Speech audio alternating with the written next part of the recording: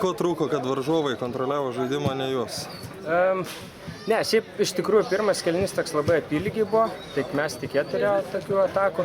Pas mus tokio gal tvirtesnio užbaigimo šiek tiek pritrūko, bet spaudimas toks jautėsi, kad mes daug drausmingiau žaidėm ir tokie keitimai buvo apgalvoti.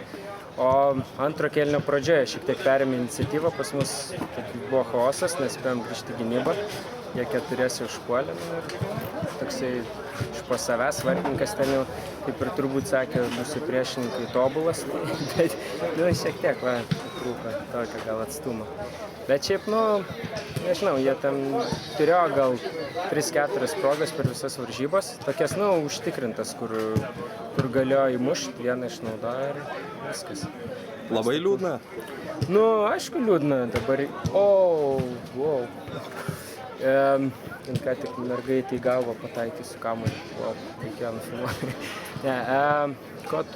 Liūdna, aišku, bet galėjom geriau. Per pirmas varžybas buvo labai apylygiai varžovai.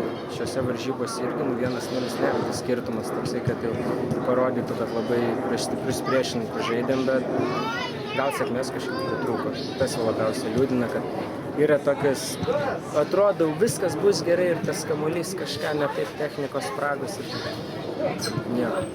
Bet nieko, bus kitais metais, manau, kad jau užpilsim.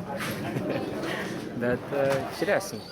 Dabar kas, 13 vieta mūsų, aš tikrųjų manau. O galėjom ir dėl 9 pakovoti, iš tikrųjų, gan aktyviai. Ačiū.